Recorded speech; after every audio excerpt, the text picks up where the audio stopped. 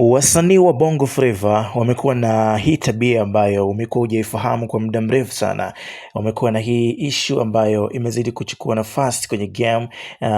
Leo nitakuzungumzia mwanadada ambaye anaitwa Hamisa Mobeto. Amezungumza kauli ambayo imemlenga moja kwa moja mwanamuziki wa Bongo Flava, namzungumzia Zuu. Sasa kitu ambacho amekizungumza siku ya leo baada ya Zuu kuweza kukutana na kipigo kutoka kwa Platinum siku za hivi karibuni, ambapo yametoa maoni yake pia baada ya hiki ambacho kimekuwa kikiendelea kwenye mitandao.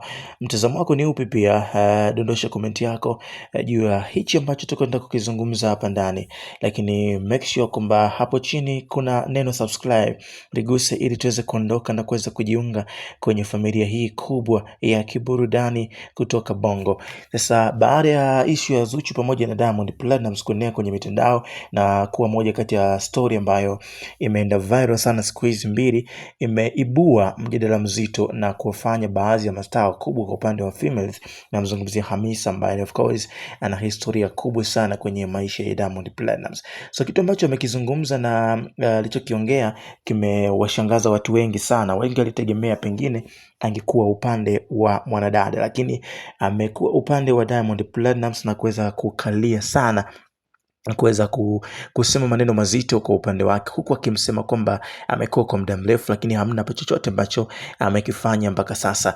Sasa hii kauli imezua gumzo na kuleta changamoto kwa namna ambavyo amejibu, akionyesha nia ya dhati na moyo moja kwa moja kwamba pengine hamkubali kabisa mwanadada huyo.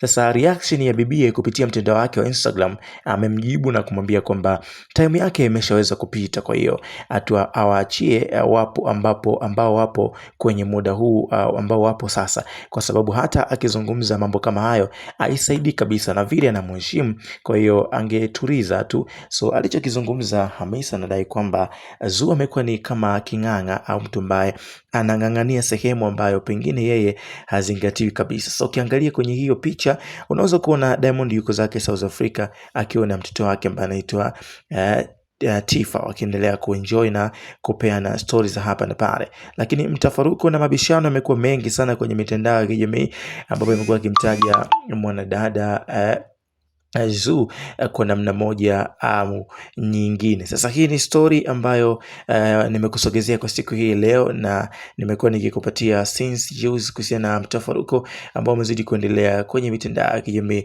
Hapo mbele nitakuwekea video ambayo inaonesha majibu ambayo ametoa Hamisa kwa mwanadada Zuchu siku ya jana, lakini kabla hujafika mbali zaidi, ni kuache na hiki ambacho unaweza kukijibu hapo. Je, unaonaje kitu ambacho amekizungumza Hamisa Mobeto? Je, unamshauri nini? Aendelee kubakia kwa Azizi au aendelee kusambaza maneno kama haya kwenye mitandao? Familia hii ni kubwa sana, lakini inakutaka uweze kujoin, subscribe.